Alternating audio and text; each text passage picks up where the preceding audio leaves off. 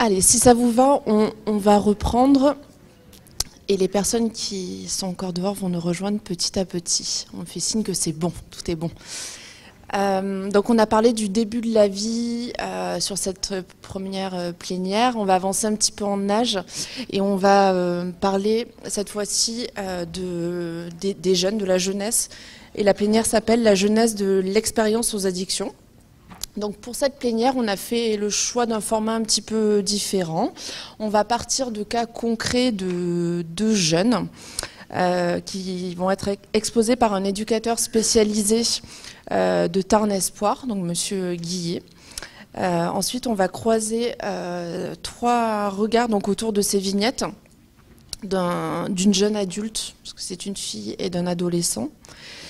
En essayant de mettre en lumière les actions qui sont possibles pour les accompagner.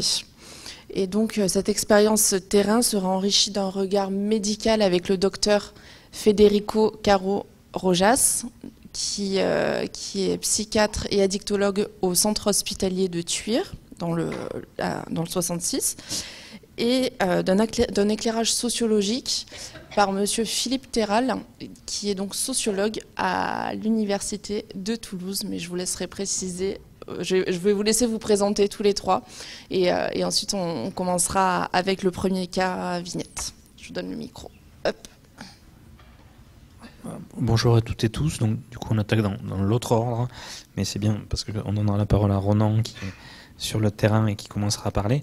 Oui, donc moi je suis Philippe Terral, je suis sociologue, je m'occupe du corps, de la santé, et je m'intéresse à la façon dont on construit des connaissances sur le corps et la santé en général, en essayant d'envisager une pluralité de formes d'expertise ou de formes de savoir, c'est-à-dire que ça ne découle pas uniquement de la science. Donc je suis un peu responsable de notre organisation parce que je trouve ça très dommageable de vous faire une conférence sur les parcours des jeunes, ce qu'on va appeler la socialisation après. Je trouve ça vraiment beaucoup plus intéressant de croiser des regards différentes expertises de sciences ou de sciences appliquées, cliniques, sociologie et médecine, mais aussi surtout d'acteurs de terrain qui quand même n'attendent pas après les scientifiques pour construire, faire des choses et qui au quotidien voilà, sont en prise avec ça. Donc voilà, c'était juste la présentation et puis après on rentrera dans le contenu. Bonjour à tout le monde, merci pour l'invitation. Et donc Federico Caro, psychiatre addictologue. Et je me permets, je suis médecin généraliste de l'Université nationale de Colombie. J'ai fait mes études à Bogota et j'ai fait mes stages de pédiatrie à l'Institut materno-infantile où est né le plan kangourou. Et donc, en Colombie, on était pionnière dans le rattachement mère-enfant pour les prématurés. Et après, je suis venu en France pour faire mes études de psychiatrie puis addictologie. Aujourd'hui, je travaille dans les Pyrénées-Orientales, service public. Et je ne peux pas dire uniquement hôpital de Thuir parce qu'aujourd'hui, on est tellement sollicité partout que je suis au XAPA, je suis à l'équipe de précarité, dans une unité d'hospitalisation, dans un CMP. Bon, on va partout, on a des demi-journées coupées pour tout faire et c'est une des difficultés qu'on éprouve sur le terrain aujourd'hui. Bon, on aura le temps de partager tout à l'heure.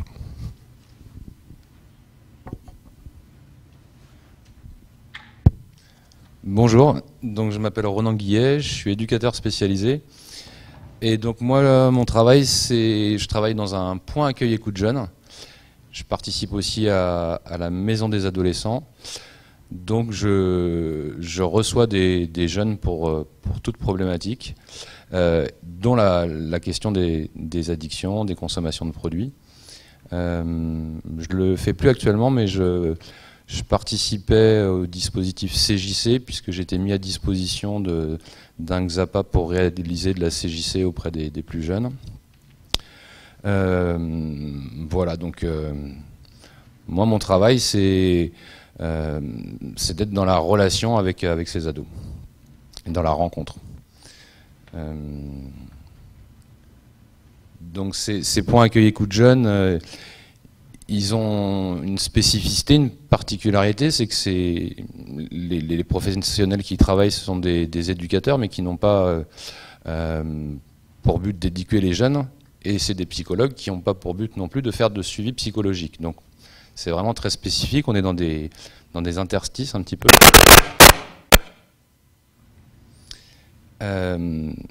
Donc on m'a demandé de réaliser ce que j'ai pas trop l'habitude de faire, c'est-à-dire des vignettes, parce que dans les spécificités des PAEJ, on est plutôt dans la rencontre avec le jeune, on s'adapte à son parcours, à sa manière d'être, on est des structures très souples, donc qui ne s'appuient pas sur des protocoles, qui ne s'appuient pas sur des entretiens, des grilles d'entretien, etc. Donc on fait pas de dossier non plus. Donc j'ai travaillé sur la question de la mémoire de ces entretiens et des détails des parcours de ces personnes. Oui. Ah. Juste, je me permets pour structurer un petit peu, on aura un temps où on va présenter le premier cas et on va discuter autour de ce cas, un deuxième temps sur un deuxième cas, et ensuite ce sera vraiment place aux échanges et aux questions avec la salle. C'était pour préciser. Merci. Donc je vais commencer par ce premier cas. Donc j'ai changé les prénoms. C'est une jeune fille qu'on appellera Marie. Donc Marie, excusez-moi. Donc Marie, elle a 22 ans. Elle est arrivée au point accueil écoute jeune, orientée par des amis. Enfin, c'est quand même elle qui a pris rendez-vous, mais c'est quand même ses amis qui l'ont incité à le faire, parce que ses amis, ils s'inquiètent sur sa consommation excessive d'alcool, qui a pour conséquence des comas éthyliques, des rapports sexuels à risque. Voilà.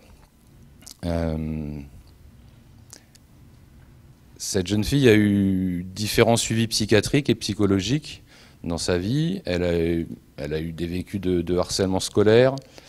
Elle peut se dire dépressive, angoissée. Elle pleure beaucoup en évoquant son passé. Elle a été déscolarisée à 18 ans. Elle a alterné, et depuis elle alterne des périodes de travail, de chômage. Suite au harcèlement qu'elle a subi, elle a été très isolée socialement pendant plusieurs années. Mais elle a quand même réussi à se reconstituer un entourage d'amis, qui est d'ailleurs à l'origine du rendez-vous. Elle va pouvoir parler assez facilement de sa consommation, que finalement ses amis ne connaissent pas en fait. Ses amis, ils sont inquiets par sa consommation en groupe, qu'ils connaissent, mais ils ne savent pas qu'elle consomme aussi seule. Et de plus en plus. Elle peut expliquer qu'elle arrive uniquement à diminuer ou à arrêter sa consommation d'alcool que lors de périodes de forte consommation de cannabis.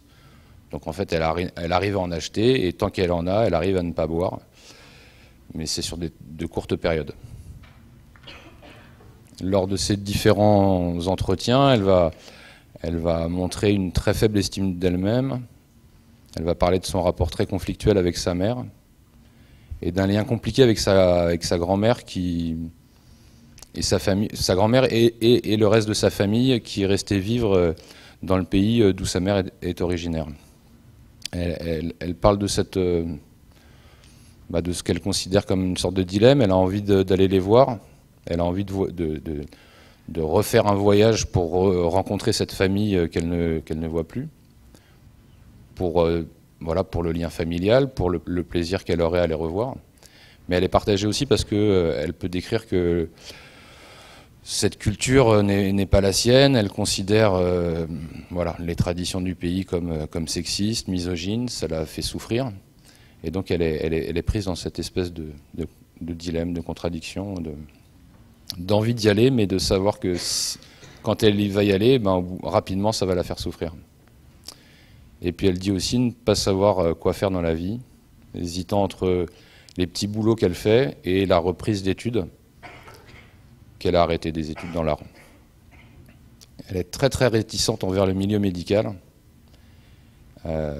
C'est lié à des suivis qu'elle avait eus quand elle était vraiment en difficulté avec sa famille, et du coup ces suivis, vu c'était des injonctions de ses parents, ils avaient plutôt tendance à renforcer en fait les conflits. Et donc elle refuse de retourner vers le soin. Voilà un petit peu pour la description. Bon, donc, avec ça, il faut que je puisse parler de quelque chose. Et j'aimerais bien savoir, d'ici le présent, qui travaille en addictologie. Levez la main, s'il vous plaît. Bon, une grande majorité. Qui travaille en psychiatrie? Là, il n'y a pas beaucoup. Et dans une association ou une femme père aidant, une seule personne? Ok, de l'autre côté. Bon, donc, la première chose qui a attiré mon attention, parce que c'est un peu le sujet, c'est comment faire pour travailler ensemble, comment faire pour que cette jeune femme vienne en consulter, et pourquoi ça s'est mal passé en psychiatrie. Et c'est là un peu la difficulté qu'on a aujourd'hui, c'est que, ça fait un moment que le psychiatre renvoie la balle aux addictologues quand il y a une addiction, et les addictologues, quand ils sont confrontés à une pathologie psychiatrique, ils renvoient la balle au psychiatre. Et finalement, on a du mal à écouter les patients, on a du mal à écouter qu'est-ce qui lui arrive. Et on trouve souvent des patients donc, qui commencent le parcours en psychiatrie, qui vont avoir des diagnostics, donc on peut avoir des hypothèses diagnostiques par rapport à Marie. On peut imaginer les débuts d'un trouble de la personnalité type borderline, on peut imaginer des problèmes de l'attachement, évidemment, avec sa famille, la migration, les difficultés d'insertion sociale, etc. Et se retrouve donc en psychiatrie et le parcours est un peu compliqué en psychiatrie. Pourquoi c'était compliqué en psychiatrie et pourquoi elle ne veut plus venir voir le psychiatre? Des hypothèses. Et en psychiatrie, on a du mal à écouter quelqu'un qui souffre des addictions. On a du mal à voir l'addiction comme une pathologie et à comprendre que les symptômes psychiatriques peuvent générer l'envie de consommer des produits pour les soulager. Et en psychiatrie, par exemple, si on retrouve les échelles diagnostiques comme le DSM, etc., et pour pouvoir poser un diagnostic psychiatrique, il faut que les patients soient abstinents. Pour pouvoir les prendre en charge en psychiatrie, il faut qu'ils soient abstinents. Pour commencer à donner un traitement antidépresseur, je dois attendre qu'ils soient abstinents. Et ainsi de suite. Si je suis uniquement la recommandation des échelles internationales ou de ce qu'on apprend à l'université, il faut d'abord qu'il se sèvre, il faut d'abord qu'il aille en addictologie avant de pouvoir m'en occuper. Évidemment, ce n'est pas possible. Et est-ce que cette fille a eu justement un diagnostic quiconque au niveau psychiatrique? Après, on a tendance à trop prescrire des médicaments lourds en psychiatrie. Et on voit souvent plusieurs lignes de médicaments, un anxiolytique, un sédatif, un somnifère, un antidépresseur, un antipsychotique. Je vois des patients qui sortent de l'hôpital avec des traitements très costauds. Et comme ça, comment on espère que cette personne puisse travailler, étudier, avoir des liens sociaux? C'est pas possible, hein, ils ne font que dormir toute la journée. Après, des benzodiazépines, des bons anxiolytiques sont aussi addictifs, voire pire que l'alcool. Et quand le patient il va arrêter le traitement, parce qu'il va l'arrêter, parce qu'il ne va pas le supporter, il va tout arrêter, sauf le benzo. Et du coup, il va avoir après des codépendance avec l'alcool ou autres produits anxiolytiques. Et donc la question que j'ai posée à Ronan quand on a discuté par rapport à cette situation, c'est comment il a fait pour qu'elle puisse à nouveau avoir confiance, qu'est-ce qu'on peut apporter nous soit en addictologie, soit en psychiatrie, pour que le patient arrive à être écouté, se sentir écouté et avoir confiance avec l'équipe qui veut lui porter de l'aide. Parce que là-dessus, je n'ai pas de doute. Je pense qu'on veut tous essayer d'aider, mais à notre façon. Une autre remarque que j'ai fait lors de nos échanges, c'est que la formation médicale en France, elle est un peu particulière par rapport à d'autres pays. Nous, en Amérique latine, aux États-Unis et dans une bonne partie des pays, on est tous médecins généralistes avant de faire la spécialité. C'est-à-dire qu'on a tous fait des stages en pédiatrie, en gynéco, en chirurgie. Donc moi, j'ai fait des accouchements. Et quand j'étais en Colombie, j'étais à l'hôpital maternel-infantile pour faire des gardes de nuit, etc.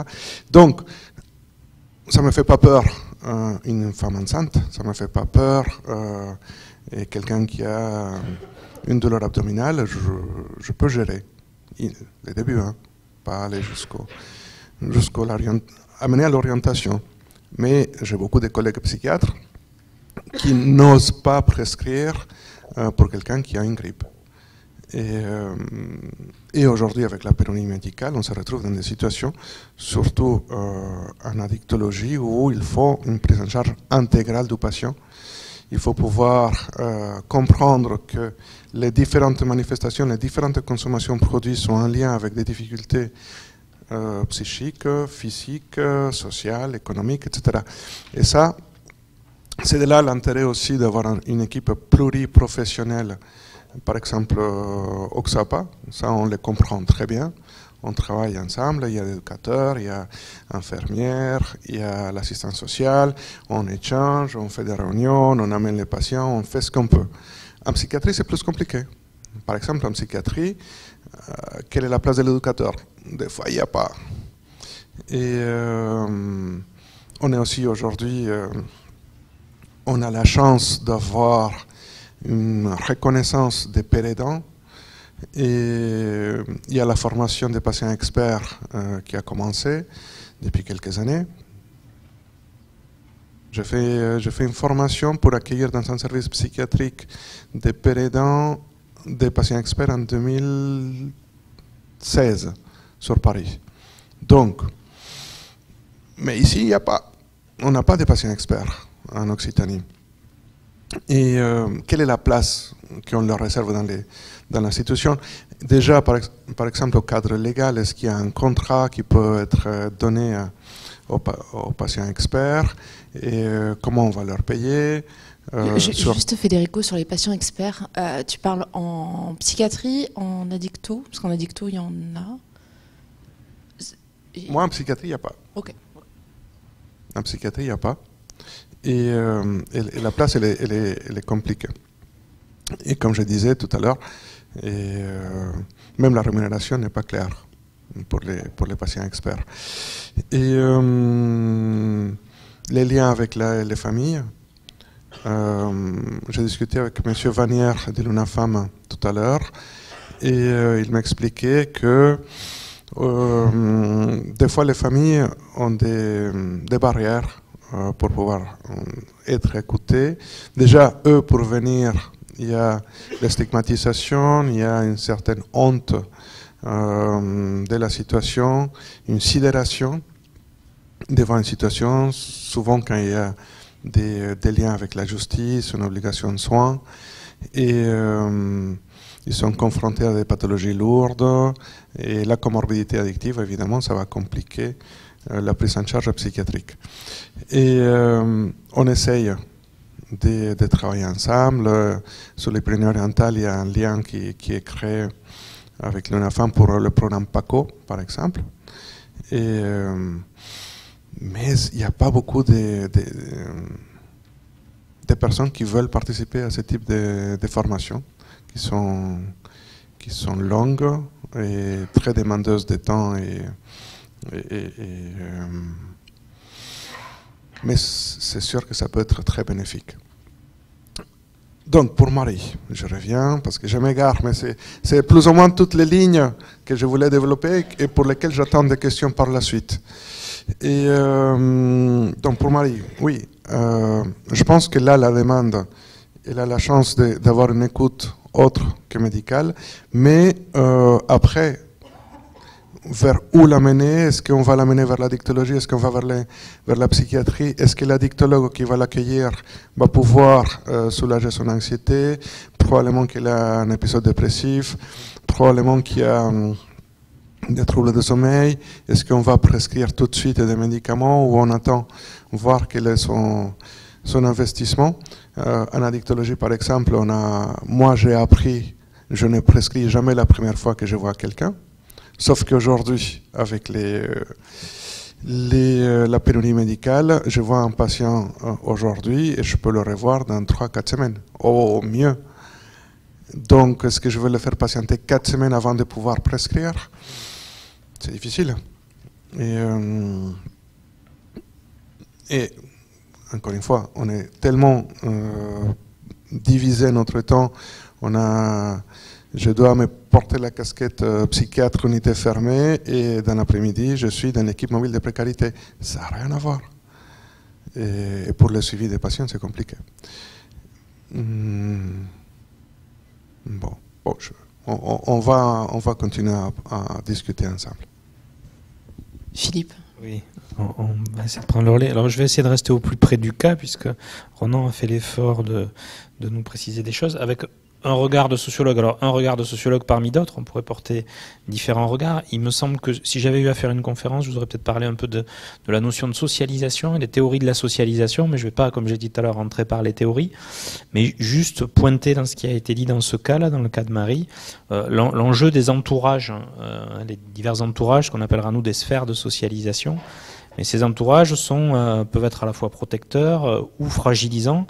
Et donc, il me semble que, effectivement, les solutions, alors quand elles sont que médicamenteuses, évidemment, elles sont loin de se pencher sur les entourages, mais qui auraient un enjeu à se pencher sur des solutions d'accompagnement sur ces entourages qui sont déjà, j'allais dire, bien abîmés, souvent dans les cas des personnes qu'on voit pour des raisons X ou Y. Là, j'ai noté harcèlement scolaire déscolarisé, ça veut dire que c'est un rapport à cet entourage-là, cette sphère de socialisation assez problématique. On peut quand même noter que c'est un entourage, pour garder ce terme, une sphère de socialisation institutionnelle, donc c'est aussi un premier rapport avec l'institution, c'est-à-dire que on va peut-être beaucoup focaliser sur l'idée que la psychiatrie ou le monde médical, ce sont des institutions qui peuvent repousser certains usagers, sauf que c'est pas que ça, malheureusement. Moi, je le vois à plus grande échelle. Ça peut être les institutions en général, les porteurs d'institutions, les sachants, les légitimes. Hein, il y a des choses qui se jouent aussi autour de ça. Donc voilà, j'avais noté déjà ça, un rapport quand même à l'entourage, à l'environnement, à la sphère de socialisation scolaire difficile.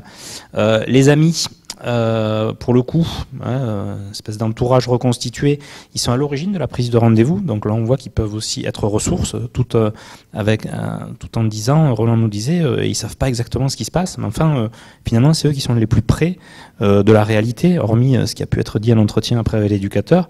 Oui, il y a quand même une expertise de cet entourage-là. Qu'est-ce qu'on en fait? En tout cas, moi, quand j'écoute, je me dis, les amis sont pas pour rien dans cette affaire-là et ils ont eu un rôle. Alors on va pas rentrer, après là on va rentrer dans les biographies et on va voir que malheureusement ces jeunes n'arrivent, pour un sociologue, ils n'ont pas n'importe quel profil, hein, rapport conflictuel avec la mère, lien compliqué avec la grand-mère, un parcours migratoire. Voilà, tout ça, c'est des choses quand même extrêmement compliquées à gérer, on le sait, sur le plan psychologique, personnel, sur l'histoire. Voilà, dans les liens sociaux, dans les rapports aux institutions qu'on peut avoir, ça peut être extrêmement compliqué. La réticence envers la fréquentation du milieu médical, on l'avait pointé, donc cet entourage-là, il n'a pas l'air, pour le coup, en tout cas, vu de la personne, bienveillant, ou en tout cas, il ne lui convient pas. Hein, voilà. Et puis, tu nous as dit, là, peut-être moins insisté, ou c'était dans la préparation, je ne sais plus, Ronan, tu nous avais dit, quand je lui donne différents exemples de conséquences racontés par d'autres jeunes, cela semble la rassurer et lui permettre de parler plus facilement de ses souffrances. Bon, moi je porte un regard de sociologue, je me dis, tiens, encore une fois, cet entourage amical, des pairs, PAIRS, ça a été évoqué. Alors, bon, moi on pourra discuter après. L'expertise des pairs a de l'intérêt, mais il faut l'étudier de près parce qu'il peut s'y passer des choses qui sont, qu'il faut observer.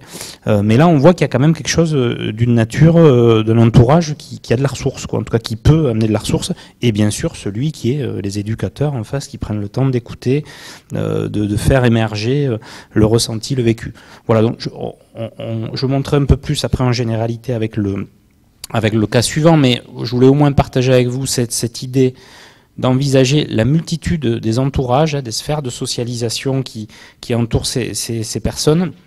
Et de voir la dimension effectivement qui est plutôt protectrice ou fragilisante de ces entourages, en se disant qu'on peut travailler dessus et qu'on devrait peut-être travailler dessus, en tout cas que ça serait une solution, même si on ne peut pas évidemment revenir sur des parcours qui sont très cabossés hein, en termes de socialisation familiale, avec des rapports difficiles, ce genre de choses. Voilà. En tout cas, c'est une des perspectives qui peut avoir de l'intérêt, parce que quand même, nous sommes le fruit de ça en fait. Hein. Voilà, la théorie de la socialisation, si j'en dis un mot, Bourdieu parlait d'habitus, vous avez peut-être eu ça dans vos formations respectives, on est le fruit des milieux que l'on a traversés, c'est-à-dire sans forcément en avoir conscience, on intériorise tout un tas de choses, d'habitudes, de comportements, et ces habitudes de comportements sont plus ou moins adaptées à ce qu'on vit. Hein. L'école peut rejeter certaines attitudes parce que c'est pas dans ses attentes, le monde médical aussi. Donc voilà, je veux insister avec vous sur le fait qu'on est quand même tous, et donc les gens là pris dans ces problèmes d'addiction, on est construit par un parcours, et que ce parcours, voilà, il est souvent très très déficitaire en termes de position sociale, c'est-à-dire ça n'a pas amené les individus dans des situations faciles, et alors ça peut être un engrenage, quoi. Les entourages qu'ils ont autour d'eux, ça peut ne faire que renforcer ces positions difficiles. Donc il me semble qu'il y a un intérêt à se pencher là-dessus, mais on en reparlera peut-être tout à l'heure, avec l'idée peut-être de jouer sur les entourages informels plus que sur les entourages formels, dans le cadre de rapports un peu conflictuels avec certaines institutions et avec ces aspects plus formels. Parfait. Donc Ronan, après Marie, on passe au cas de Joseph. Je voulais juste, puisque je ne l'avais pas fait, expliquer un petit peu la nature de mon travail au niveau de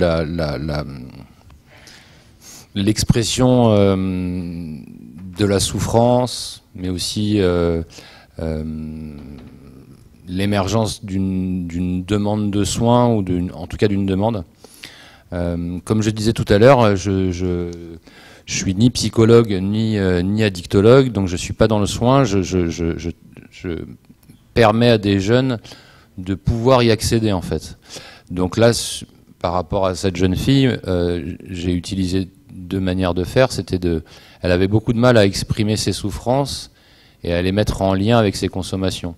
Et j'ai pu lui parler d'autres jeunes en fait. Il y a beaucoup de jeunes qui sont rassurés quand ils savent que il y a d'autres jeunes qui, pour des souffrances, utilisent les mêmes produits, ou qui, pour d'autres souffrances, venir valider un petit peu le pourquoi, mettre du sens, de la compréhension, ça les rassure et ça leur permet du coup après d'exprimer des souffrances plus intimes.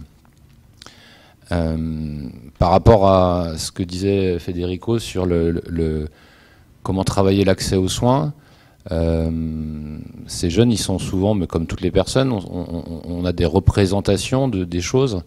Et cette jeune fille, elle avait des représentations liées à son suivi au CMP adolescent, alors que maintenant, elle pouvait consulter le CMP adulte, ce qu'elle n'avait jamais essayé de faire. Elle avait des représentations qui étaient ancrées du CMP ado, du lien avec les parents, du jugement, etc.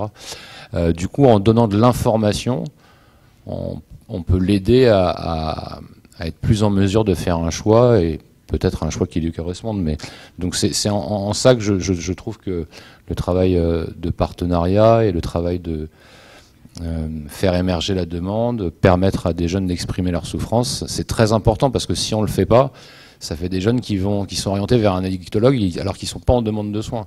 Ça fait des jeunes qui vont vers le psychologue alors qu'ils savent pas parler de leur souffrance. Donc ça peut pas marcher en fait. Donc on va souvent trop vite.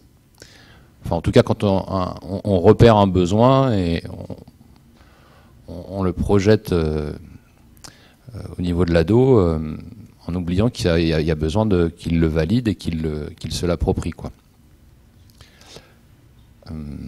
Voilà. On peut passer au cas suivant, si tu veux bien nous l'exposer, Ronan. Oui, alors l'autre cas, c'est aussi un prénom d'emprunt, c'est Joseph. C'était les périodes de Noël, donc je me suis dit qu'on pouvait choisir des prénoms comme ça. Pour moi, c'est un cas vraiment typique du problème institutionnel qui se passe très souvent pour des jeunes de 16 ans. enfin des jeunes mineurs. C'est un jeune de 16 ans qui est orienté par une équipe éducative d'un foyer. Il y est accueilli depuis quelques semaines. Il est accompagné par une éducatrice qui participe au début de l'entretien. J'aime bien que l'adulte qui prend rendez-vous puisse en début d'entretien exprimer les raisons. Comme ça, je peux travailler avec le jeune sur les différences de point de vue. Donc elle expose la raison de cette prise de rendez-vous, c'est que Joseph il a été surpris par le veilleur de nuit en train de consommer du cannabis dans sa chambre. Et l'équipe sait qu'il a déjà été renvoyé de son précédent lieu de vie pour les mêmes raisons. Et il a été averti qu'il devait arrêter sa consommation de cannabis s'il voulait rester à la MEX. L'éducatrice me dit que ça se passe plutôt bien au foyer, qu'il a des bons rapports avec les adultes, avec les jeunes. Pardon. Et donc dans un deuxième temps, je vais recevoir Joseph tout seul. Enfin, le même jour, mais enfin au début c'était avec l'éducatrice, après elle nous laisse et je continue l'entretien avec lui. Elle m'avait appris aussi qu'il était déscolarisé pour une question de violence verbale envers des adultes et que une reprise de scolarité en CAP était envisagée, mais elle était conditionnée à l'acceptation d'un lieu d'apprentissage. Voilà. Elle me dit aussi que la relation avec ses parents qui sont séparés est déjà très compliquée et que depuis qu'il est déscolarisé, son père refuse maintenant complètement de le revoir et de communiquer avec lui. Quand je le reçois, il me montre tout d'abord une immense exaspération d'être confronté à un énième adulte qui lui parle de sa consommation de cannabis, quoi. Donc il souffle, il montre qu'il n'est pas content. Donc là, il y a un vrai travail de relation. J'ai une collègue qui parle souvent de pari de la rencontre, donc il faut aller vers lui, quoi. Donc effectivement, il faut lui permettre de s'exprimer avec ses manières de parler, avec ses codes, il faut tout faire pour aller vers lui, quoi. Ça peut être parfois mal interprété. Alors, sans aller jusqu'à parler comme lui, parce que je ne vais pas me ridiculiser non plus, les jeunes n'aiment pas qu'un adulte fasse comme s'il était jeune, mais il faut que je m'approprie un petit peu quand même ses manières de faire, que j'aille vraiment vers lui, quoi, pour lui permettre de se détacher de la représentation qu'il peut avoir des adultes, et donc restaurer un peu cette relation, quoi, avec les adultes en général. Donc je lui rappelle les fonctions et les rôles de chacun, parce que ça me paraît hyper important que le jeune y comprenne quel est le rôle de chacun et qu'il me perçoive pas comme un adulte qui va minimiser la gravité de sa consommation. Je lui explique que moi c'est pas mon rôle en fait. Je lui dis que j'ai pas à le juger, j'ai pas à interdire, j'ai pas à lui dire que c'est pas bien, mais que ça veut pas dire qu'il faut pas qu'on le fasse, quoi. Il faut que quelqu'un d'autre que moi le fasse. Moi je peux pas être à cette place-là. Et c'est un travail que je dois faire aussi avec les adultes qui m'envoient le jeune, parce que sinon je vais être perçu comme un adulte qui minimise, qui s'en fiche, qui trouve que c'est pas grave, etc. Donc rappeler la place de chacun et la fonction de chacun, ça évite après des interprétations et des mauvaises perceptions des objectifs. Ce jeune, il a beaucoup de mal à percevoir les conséquences négatives de ses consommations, parce qu'elles sont souvent en fait abordées avec lui sur des thèmes chers aux adultes, c'est-à-dire ses relations avec ses parents, c'est-à-dire sa scolarité. Et donc là-dessus, il dit que je consomme ou pas, finalement ça change rien. Ça n'a pas d'impact négatif. Mais en fait, si on gratte un peu et qu'on s'intéresse à lui, ce qui l'intéresse, il est capable de dire qu'il y a des moments où il fume moins, il y a des moments même où il fume pas. Il s'interdit de fumer à des moments. Tiens, c'est intéressant, pourquoi ? Il va me dire qu'il y a certains jeux vidéo, s'il fume avant, il perd tout de suite. Voilà. Donc on va rebondir là-dessus pour percevoir la question des réflexes, la question de l'attention, chose qu'il n'était pas capable de faire sur la question de la scolarité ou du travail, mais par contre sur les jeux vidéo, il est capable de le faire. Il me dit aussi qu'il s'empêche de fumer avant de jouer au foot, parce que ça a un impact sur sa condition physique, sur sa prise de décision. Il me dit je prends que des mauvaises décisions. Donc on rebondit là-dessus. Voilà. Ça c'est une manière aussi qui je pense est plus facilement développée par des personnes en lien avec des adolescents qui n'ont pas forcément de spécificité, de connaissances sur la dicto ou sur la psychologie, mais qui vont plutôt s'appuyer sur la relation adolescente, sur cette spécificité.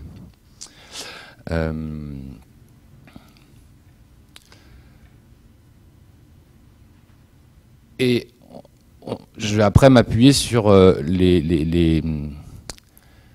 les autres moments où il arrive à réduire sa consommation. Et il peut me dire qu'il a eu une expérience assez positive, un stage qu'il a réalisé avec son oncle dans la maçonnerie. Et il peut me dire qu'au boulot, il peut ne pas fumer et il n'y pense pas. On va pas s'appuyer là-dessus. Et il va aussi pouvoir progressivement repérer quels sont les éléments de sa vie ou les structurations d'une journée qui lui permettent au contraire de trop fumer, pour pouvoir être un peu plus en capacité d'anticiper, puisque lui aussi ça commence à lui poser question de pourquoi est-ce qu'il a autant augmenté sa consommation. Alors après il a pu aussi mettre une raison là-dessus, c'est qu'il a été aussi pris dans un trafic, et qu'au moment où il trafiquait, le produit était beaucoup plus accessible en fait. Mais il était toujours payant. On imagine que les guetteurs, les vendeurs, ils payent pas. Si, ils payent quand même leurs produits. Hein. Ils sont quand même obligés de le payer. Mais effectivement, il est vachement accessible, et du coup, les consommations, elles augmentent beaucoup aussi. Et surtout, c'est des personnes qui, en faisant les guetteurs ou en faisant les revendeurs, passent des heures et des journées entières à s'ennuyer, quoi. Ils attendent, ils passent leur journée à ça, et donc il faut bien tromper l'ennui, quoi. Et donc il peut vraiment repérer que cette consommation, elle a beaucoup augmenté à ces moments-là, quoi. Donc là, il est sorti de ce réseau, donc il a quand même tendance à un peu moins consommer. Voilà. Et pour finir, à la fin du descriptif de ces rendez-vous, pendant un moment, je ne l'ai plus vu, il ne revenait plus, et il est revenu 2 mois après. Il était plutôt incité par son éducatrice PJJ pour revenir, pour une obligation de soins. Mais en étant obligé, il était quand même content de venir me voir pour me raconter que la situation s'était améliorée. Et la situation, elle s'était améliorée pas autour de parler de sa consommation de cannabis. Elle s'était arrangée parce qu'il était beaucoup plus actif. Il avait commencé son CAP. Et du coup, que ce soit en formation ou avec l'apprenti, il s'empêchait de consommer. Donc il continuait à consommer, mais le soir. Et donc ça réduisait beaucoup les conséquences négatives sur sa santé. Et il était quand même capable de parler maintenant un peu plus des raisons pour lesquelles il consommait. Au début, c'était plutôt une revendication, j'aime fumer donc je fume, alors que maintenant il arrivait un peu plus à faire le lien entre ses relations conflictuelles, les problèmes avec sa famille, avec la vie qu'il avait avant le foyer, tout ça. Et que donc le cannabis avait cette fonction de lui faire oublier un petit peu tout ça. Voilà pour Merci Ronan. Pour l'histoire de Joseph. Federico, si tu veux partager ton analyse. Ok, merci. Et donc Joseph, il a un vide. Il a un vide dans sa vie. C'est un vide affectif, un vide social. Le rejet du père est très marquant. Et il va mettre du temps pour pouvoir élaborer psychiquement là-dessus. Et il remplit ce vide avec la consommation de cannabis. Ça peut être d'autres produits, mais chez lui, c'est le cannabis, qui va prendre une place très importante parce qu'il a des consommations en journée, le soir. Et ça l'amène même à avoir une fonction sociale parce qu'il travaille dans le réseau de trafic, donc ça lui permet d'avoir des sous, ça lui permet d'avoir une certaine reconnaissance. Et c'est difficile d'accompagner quelqu'un à sortir de ces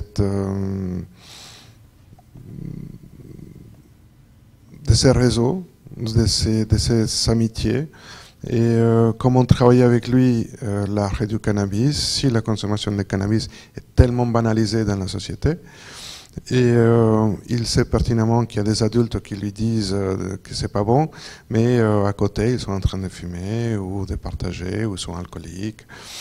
Et donc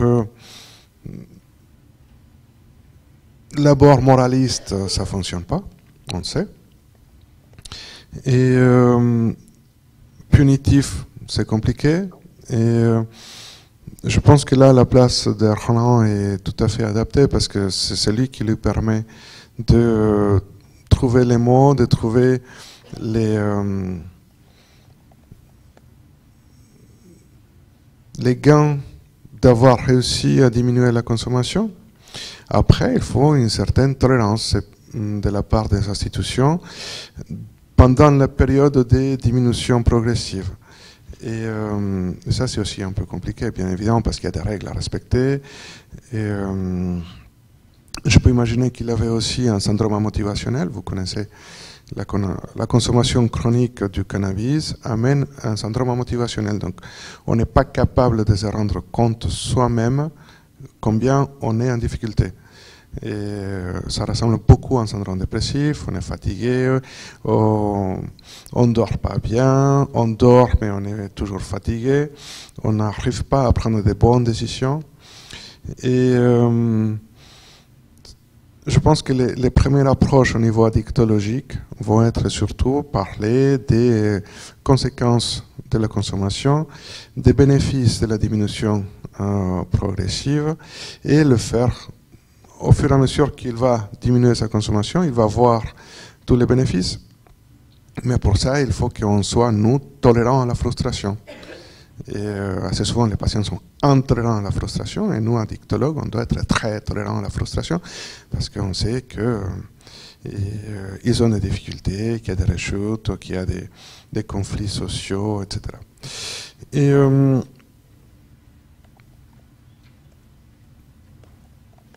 il y a eu un point très intéressant, c'est comment il arrive à s'éloigner un peu du produit ou à prendre compte des dommages quand il a des loisirs.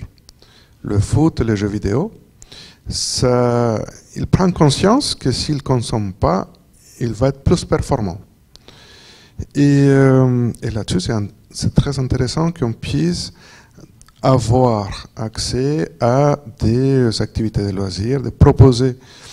Je pense que là, c'est justement toute la place de l'équipe pluriprofessionnelle, parce que en faisant des ateliers, des sorties, des pratiques sportives, et une sortie restaurant, une sortie cinéma, où les patients peuvent être plus attentifs et va ressentir les bénéfices, et ça va l'accompagner dans un processus de réinsertion aussi sociale. Et prendre la place de la famille qu'il n'a pas, c'est pas simple. Est-ce qu'on va intervenir auprès des proches et pour l'aider à trouver les moments difficiles, et pour que les proches, le réseau social qu'il peut avoir, l'amène vers l'équipe qui les prend en charge? Ça peut être intéressant. Je ne sais pas si vous connaissez déjà le concept de UHR, les ultra haut risque en schizophrénie. Et donc c'est un concept qui se développe depuis quelques années et où on va cibler les patients qui ont un gros risque de devenir schizophrènes. Et on se rend compte que les interventions chez les patients qui sont à haut risque ou ultra haut risque de devenir schizophrènes, c'est dans leur contexte. Donc c'est le système de coaching, c'est le système où il y a une personne qui prend en charge 10 patients et qui est très disponible, qui va chez lui, qui va intervenir auprès des familles, à l'école, qui l'accompagne, qui va discuter avec lui, qui peut le voir 1, 2, 3 fois par semaine si c'est nécessaire. Et ça aide beaucoup les patients, et ça prévient en grande partie les hospitalisations et les conséquences des consommations toxiques, parce qu'évidemment que la première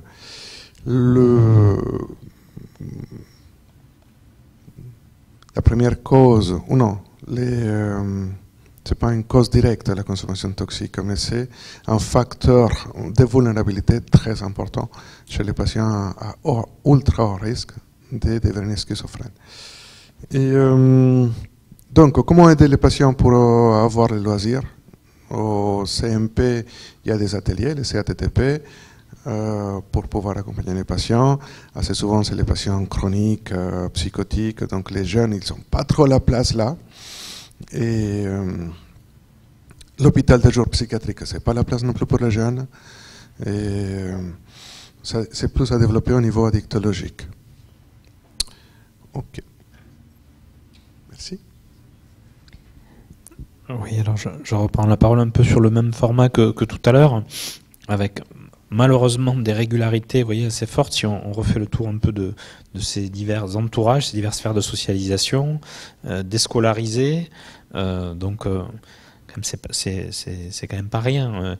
Enfin voilà, ces éléments de régularité, j'imagine que vous en avez plein, puisque c'est là où la sociologie intervient, c'est que voilà, ce n'est pas n'importe qui arrive à ces comportements d'addiction ou à ces difficultés. Malheureusement, c'est inscrit quand même dans des processus d'inégalité sociale très très fortes. Et donc rattraper les inégalités, ça a été dit un petit peu tout à l'heure, rattraper des socialisations familiales, des entourages familiaux défaillants ou voilà, des éléments de bifurcation très forts, des parcours migratoires. Bon, voilà, ça se rattrape quand même pas du jour au lendemain. Donc il faudrait quand même pour un sociologue ne pas oublier de dire que voilà, ces gens partent avec des déficits, des handicaps, des situations beaucoup plus fragilisées. Et donc rattraper ça, c'est déjà très très compliqué. Donc ça veut dire qu'on a quand même une société qui fabrique quand même une inégalité considérable au départ. Donc je reprends le fil des scolarisés, des relations difficiles avec les parents. Et on a quand même des descriptions toujours très précises de milieux sociaux qui cumulent les difficultés. Ça se combine, relation avec les parents d'autant plus compliquée qu'elle s'est détériorée depuis la déscolarisation. Vous voyez comment, vous connaissez malheureusement bien ça, comment l'engrenage et le cumul des inégalités est susceptible de se générer. Alors on retrouve là, voilà, exaspéré par le discours des adultes. Alors derrière les adultes, qu'est-ce qu'il y a? On le voit beaucoup, nous, je l'ai dit tout à l'heure, hein, les institutions, les sachants, finalement quelque chose qui est assez éloigné du ressenti et du vécu quotidien. C'est quand même pour ça que on peut pointer quand même dans nos sociétés le vécu, le savoir expérientiel comme très très invisibilisé. Quand l'on parle aussi bien du vécu des usagers, des bénéficiaires de dispositifs, mais aussi du vécu des intervenants ou des décideurs de certaines structures. On est quand même sur des sociétés qui ont tendance à voir les solutions comme venant d'en haut, depuis des solutions de sachants, entre guillemets, dont a priori je ferai partie. Moi je considère que mon boulot c'est quand même essentiellement de décrire et d'enregistrer ce que les gens font, construisent sur le terrain. Donc voilà, on le voit dans beaucoup d'enquêtes, les institutions, les adultes, les sachants, les légitimes, ça leur parle pas du tout quand même. Hein. Donc c'est pas vraiment des prises, hein. En tout cas c'est des prises de plus en plus difficiles. Alors c'est pas pour autant que on va passer que par les entourages informels, les amis, le sport, les jeux vidéo, etc. Mais on est quand même un peu à ce constat, hein. C'est-à-dire qu'il y a une défiance assez considérable, comme moi je vois sur d'autres sujets, puisque je travaille sur la construction de la connaissance, voilà, les formes de défiance qui circulent sur les institutions, sur les connaissances institutionnalisées dans les réseaux sociaux, hein, sur ce qu'on appelle nous la construction de l'ignorance ou la désinformation, croît. Hein. On pourrait même, bon, je ne vais pas rentrer dans le détail d'un certain nombre de mobilisations, mais voilà, on a des mobilisations sur le terrain qui remettent en question énormément de choses qui viennent d'en haut et d'aspects légitimes et institutionnels. Donc voilà, on retrouve ce rapport à l'adulte, qui est une forme d'institution hein, pour les enfants, c'est pour ça que je parle comme ça. Ce rapport difficile quelque part au monde médical, aux expertises institutionnalisées, hein, qui est très très mal vécu. Pas de confiance vraiment dans les professionnels, sans méfie. Voilà. Et puis alors on retrouve... voilà, ces entourages. Alors, je suis un peu sociologue du sport, donc je vais absolument pas vous vendre le sport comme la solution, parce que le sport n'a aucune essence positive en soi, c'est ce qu'on y fait. Mais du coup, ce qui nous intéresse, c'est que dans cet espace-là, il y a eu un levier d'entourage, un levier relationnel qui a permis, tu l'as dit, de t'accrocher à ça, de t'arrimer à ça, pour dire, tiens, là, il s'est passé quelque chose d'une autre nature, où ça a eu un peu de sens pour lui, où ça a pu... Vous voyez, donc un entourage, a priori... mais qu'il faut surtout pas essentialiser en disant si on leur fait tous faire du sport comme ça va marcher. Et ça marche pas comme ça. L'enjeu, c'est plutôt la description de ces entourages. Et encore une fois, ces entourages protecteurs, fragilisants. Sur le fragilisant, on l'a vu quand on tombe dans un réseau. c'est un espèce d'engrenage dont il a pu prendre conscience aussi, parce que sûrement vous l'avez aidé à mettre des mots là-dessus, ou lui-même il a réalisé. Donc voilà, les entourages, on est sur la crête, hein, sur le fil qui est protecteur, fragilisant. Ça peut varier. Le monde du sport peut aussi être un monde tout à fait fragilisant, hein, où on peut accentuer la consommation de produits. Enfin, moi, j'ai des tonnes d'exemples d'enquêtes à vous montrer là-dessus. Donc c'est pas, vous voyez, c'est pas les environnements en eux-mêmes, hein, c'est la nature des entourages, les types d'interactions qui sont susceptibles de s'y développer. Mais on constate quand même dans tous les cas qu'on a vus, que il y a peu d'interactions de confiance, il y a peu d'interactions dans lesquelles on est bien, il y a peu d'interactions que je définirais comme protectrices ou voire qui tirent vers le haut. Donc c'est bien que ce sont des situations sociales qui sont ancrées dans des difficultés depuis très très très longtemps avec un cumul d'inégalités. Du coup, alors on rentrera peut-être après dans les solutions, les pistes de solutions. Alors moi, j'aime pas trop l'idée qu'on a des solutions depuis la science, parce qu'elles viennent pas de là, ou depuis la recherche, depuis la sociologie. Les solutions, les gens passent leur temps à les chercher sur le terrain, à les bricoler, y compris d'ailleurs ces jeunes, probablement eux-mêmes, qui à des moments se rendent bien compte de choses, essayent. Voilà. Mais bon, moi, il en ressort quand même un point, et c'était peut-être l'intervention de Federico au départ. Cette question de père aidance, cette question on parle de mentorat, on parle de plein de choses. Dans ce qu'on a décrit, moi, dans les deux points qui ont été évoqués, dans les deux cas qui ont été évoqués, sans, encore une fois, essentialiser en disant qu'il faut que tout passe par les pairs, PAIR, on voit quand même que ces entourages-là ont des ressources, qu'effectivement, dans les dispositifs, on a plus ou moins exploité. Mais on les a quand même exploités. Ça veut dire qu'on n'a pas attendu de parler de patients experts pour que un certain nombre de choses se passent. Voilà. Et d'ailleurs, moi, j'ai même une tendance à considérer qu'en institutionnalisant cette paire aidance, je dirige une thèse d'ailleurs sur la notion de paire aidance et la façon dont elle est mobilisée, on peut faire des choses qu'on peut juger pertinentes ou moins. Je vous prends un exemple. Nous, dans une des thèses que je dirige, c'est de montrer quand même ces fameux pairs là, ou ces fameux experts usagers, bénéficiaires, patients, si on regarde le mot patient, mais experts usagers, souvent ils sont quand même pas tout à fait choisis par hasard, hein. C'est-à-dire qu'ils ressemblent un petit peu aux institutionnels, hein. C'est-à-dire que moi je vois sur l'expertise patient, j'en vois beaucoup avec qui j'ai pu travailler. Ils ont du capital culturel, comme on dit en sociologie, donc ils viennent de milieux peut-être plutôt favorisés. Alors, s'ils reprennent la totalité de la parole des patients, je suis pas sûr qu'on renforce pas encore une inégalité très forte entre précisément des usagers qui seraient du côté des sachants, très proches des institutions qui en ont la lecture, et d'autres qui s'en éloignent encore plus. Donc, je dis pas que la solution de l'institutionnalisation de l'expertise PAIR, PAIR, est la solution. Elle est compliquée, parce qu'en fait, le monde social est extrêmement puissant, et il va même agir là-dessus. C'est-à-dire, dans les pairs PAIR qu'on va choisir, on va en choisir qui va encore renforcer ce qu'on appelle, nous, l'entre-soi. C'est-à-dire des gens qui fonctionnent bien ensemble, et c'est ce qu'on a tendance à faire. Ici, on arrive à peu près à se comprendre, ou alors tant mieux, si je suis pas du tout compris, ça veut dire qu'on vient pas du même monde non plus. Mais vous voyez, c'est très puissant, quand même, le social dans tout ce qu'on est en train de dire. C'est très puissant à la fois dans ces gens qui arrivent avec des parcours cabossés. Un grand mérite à vous tous d'essayer de travailler ce qui sont pour moi des déterminismes monstrueux, quoi. Enfin, on ne transforme pas du jour au lendemain des gens qui ont des parcours aussi cabossés. Et deuxièmement, même quand on cherche à trouver des solutions qui nous paraissent pertinentes en se disant « Ah ben oui, peut-être que alors, les institutions, tout n'est pas là, tous les savoirs ne sont pas là-dessus, ils ne sont pas descendants, ils ne sont pas médicamenteux, ils ne sont pas etc. » Bon, voilà, même quand on veut s'appuyer sur le terrain, sur des pairs, sur des éducateurs, etc., c'est pas si simple que ça, parce que voilà, il peut y avoir des phénomènes aussi de reproduction sociale qui fait qu'on n'en arrive pas à en capter certains. C'est trop compliqué, ils sont trop loin. Voilà. Donc, je vous présente pas la solution de travail sur les entourages comme la solution miracle, mais vous n'avez pas besoin de moi pour le comprendre. En revanche, le discours pour moi un peu de conclusion, et c'est un peu ce que j'ai dit en amont, et c'est pour ça que j'ai refusé de faire une espèce de conférence et que je préférais qu'on soit sur ce mode-là. La solution, à l'évidence, elle est dans le croisement des expertises. C'est-à-dire que, je ne sais pas s'il y a des solutions, mais en tout cas les pistes de travail, elle est dans la coordination des expertises, hein, c'est-à-dire à la fois des gens qui n'ont pas attendu les scientifiques sur le terrain pour faire des choses, et faire des choses avec les usagers ou avec les bénéficiaires eux-mêmes. Elle est aussi se pencher sur les contraintes décisionnelles de ces cadres-là. Ça a été dit tout à l'heure, la formation des médecins par exemple, ou même les contraintes qui peuvent peser sur les associations. Ça a été une de nos discussions en aparté en disant ça va, toi tu n'es pas trop agressé par les pouvoirs gestionnaires ou par les appels à projets sans cesse qui vous prennent du temps, etc. Vous voyez, il y aurait des questions à se poser à cet étage-là. Voilà. En tout cas, les expertises de terrain, voilà, ont quelque chose à nous raconter, évidemment. Et puis, en science, alors c'est là où je prêche sur ça depuis très très longtemps. Voilà, qui dit santé dit quand même une biologisation du regard sur la santé. Donc, l'intégration quand même des sciences humaines et sociales. Et croyez-moi, ce n'est vraiment pas corporatiste, parce que c'est pas mon enjeu du tout de valoriser spécifiquement cette expertise.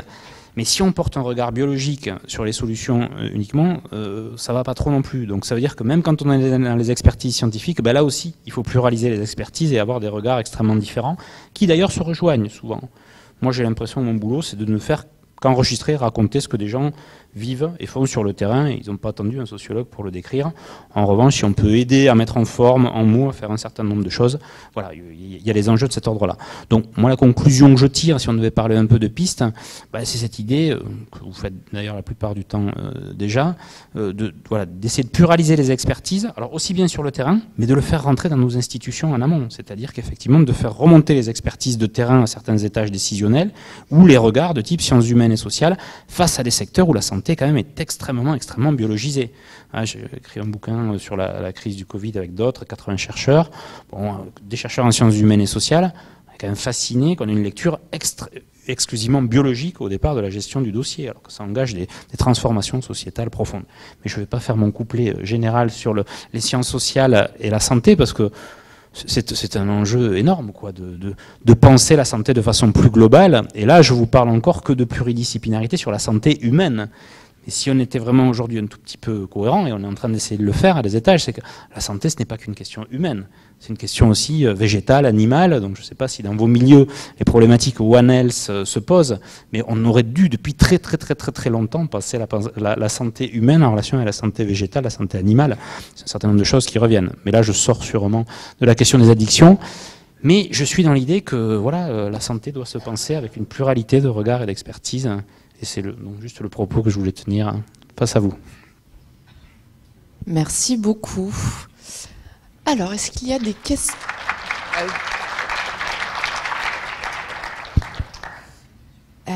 Est-ce que certains ont des remarques ou des questions dans la salle?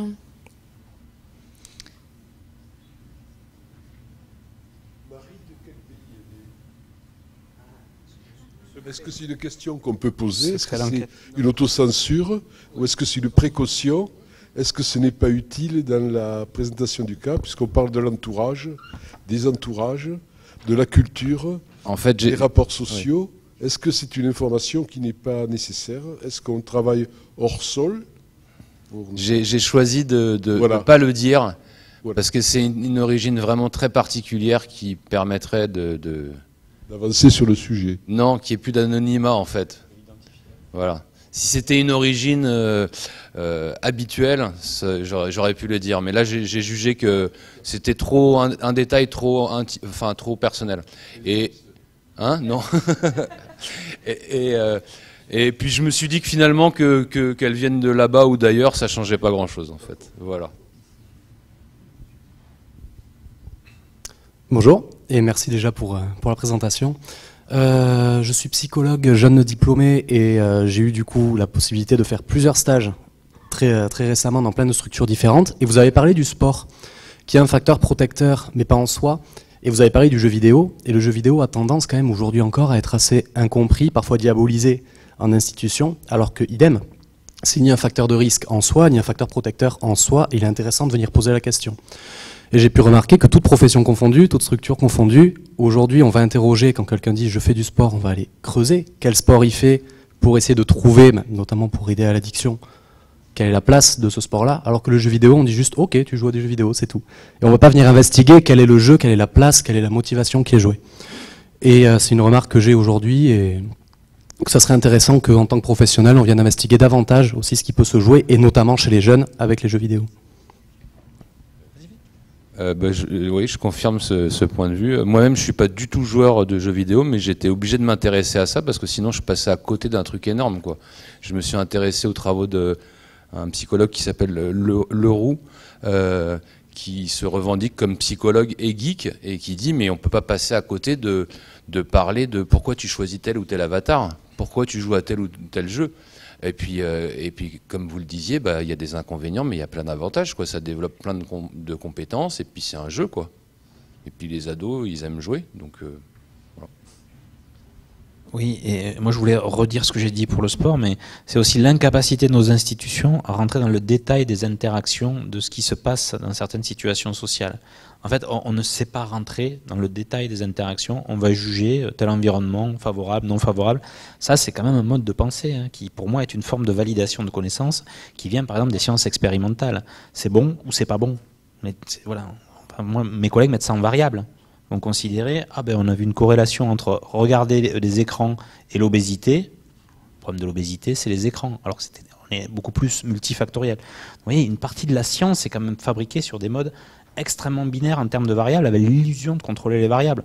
On gagne à aller de près dans les contextes. C'est en ce sens-là qu'on gagne à écouter les savoirs d'expérience des gens sur le terrain, parce que eux, ils n'ont pas une vision manichéenne, binaire. Alors, je ne veux pas caricaturer tous les chercheurs, mais une science seule dit des bêtises énormes, parce que précisément on va juger tel environnement favorable ou défavorable sur des variables hypothétiquement contrôlées alors qu'elles ne le sont absolument pas. On vit dans une multitude de variables. Donc ce que vous dites est très important et pour moi ça prêche pour réhabiliter le savoir des gens sur le terrain. Vous savez qu'il y a à apprendre et à laisser dans le jeu vidéo, dans le sport, dans tout quoi en fait. Voilà. Et donc il faut rentrer de très près dans ce qui se joue dans ces interactions. Rien en soi n'est favorable, positif, au-delà des interactions que ça va générer.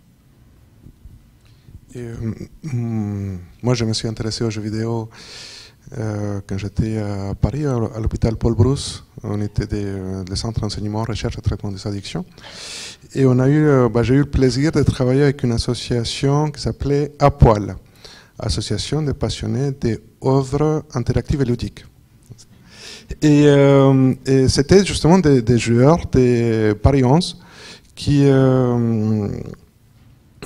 voulaient comprendre pourquoi il y avait des personnes qui tombaient dans l'addiction. Et moi, je voulais que les patients addicts aux jeux vidéo puissent rencontrer des joueurs, entre guillemets, normaux.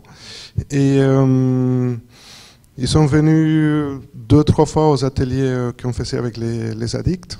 Et c'était très enrichissant pour les deux, les échanges qu'ils pouvaient avoir.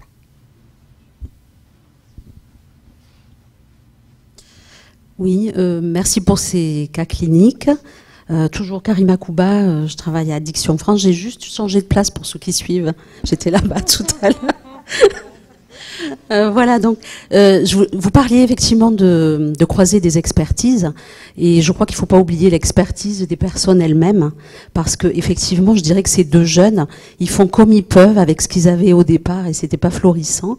Et effectivement, ils ont une expertise puisque quand on prend des produits, quand on a des conduites addictives et des prises de risques, ça a du sens dans le parcours des personnes. C'est pour essayer de traverser tout ce qui est compliqué du mieux qu'on peut et puis de construire un peu avec ce qu'on a. Donc pour la jeune fille, effectivement, elle a le cocktail détonnant pour développer des addictions, difficultés d'attachement, traumatisme, psychotraumatisme, à la fois dans le milieu familial, mais aussi à l'école avec le harcèlement scolaire. Ben voilà, c'est détonnant pour développer des addictions. Pour le jeune homme, on voit qu'il est quand même plein de compétences. Voilà, il est capable, malgré ses consommations, de régler sa consommation en fonction de ce qu'il fait, le sport, faire un stage, être en lien avec l'oncle, être un bon commercial quand il fait le guet là dans les trafics de consommation, etc. Donc je crois que ça c'est vraiment très très important et du coup ça peut-être qu'il faut essayer aussi parce que je dirais pour ces deux cas, j'espère que il est possible de les empêcher d'entrer dans la psychiatrie et d'y rester toute leur vie. Parce qu'on voit des parcours comme ça, où effectivement, n'ont pas été traités ces carences affectives précoces, ces traumatismes.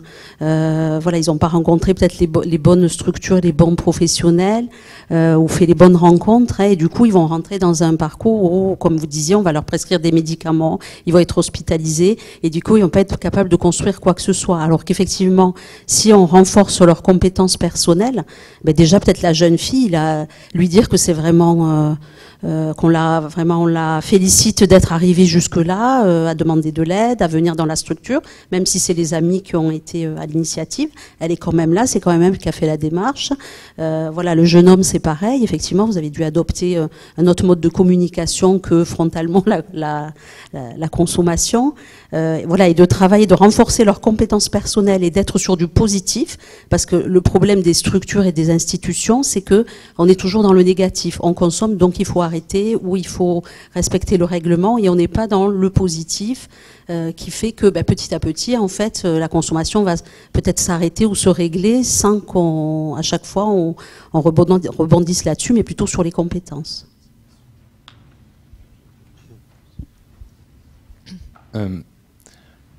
Par rapport à ce travail avec les institutions, on peut tous faire le constat de leur défaillance, de leur manque. Je pense qu'on a aussi une responsabilité là-dedans, parce qu'on peut se mettre en action et favoriser les liens et les connaissances des institutions. Dans ce cas, par exemple, le cas de Joseph, il a peut-être eu la chance de tomber sur un veilleur de nuit qui a arrêté de venir dans sa chambre, hein, parce que sinon ça aurait peut-être mis à mal tout ce qui s'est passé en fait. Donc peut-être que des fois, des fonctionnements institutionnels, des manières de faire peuvent empêcher des gens d'avancer. Et on peut avoir, nous, un rôle là-dedans d'information, de lien avec les institutions pour les faire avancer sur leur représentation de ça. Un foyer qui pense encore qu'un jeune, tant qu'il consomme, on ne peut pas l'aider, il y a un petit problème quand même. Parce qu'ils font le constat qu'il est en carence éducative, mais il y a des spécialistes qui disent que pour un jeune de 16 ans, on ne devrait même pas parler d'addiction. C'est une question de structuration et d'éducation. Du coup, s'il a des carences éducatives, c'est normal qu'il n'ait pas pu...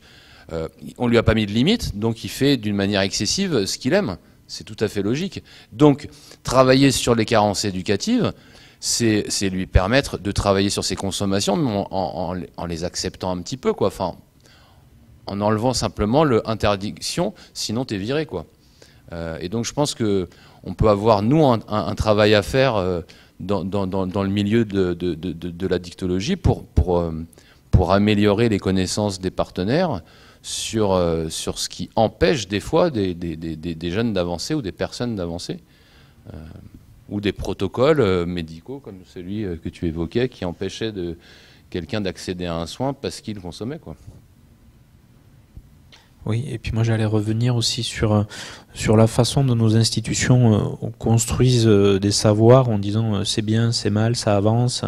Et la notion de réussite ou échec, on la pense pas forcément en gradation, et depuis le parcours, l'histoire de la personne, on va avoir des choses qui tombent, des couperets qui tombent un peu généralistes, d'où le fait d'aller quand même au plus près des cas, au plus près des situations, au plus près de ces savoirs d'experts pour dire, comme vous l'avez un peu dit, là, pour cette personne, le chemin qu'elle a fait est un chemin énorme dans un parcours biographique. Est-ce que nos institutions sont capables de comprendre d'où elle est partie et ce qu'elle a fait comme chemin et de le valoriser comme une réussite, ou est-ce qu'on va encore lui dire « Ah, vous êtes encore dans l'échec, vous consommez des produits, etc. » Donc, en fait, c'est toujours la même question.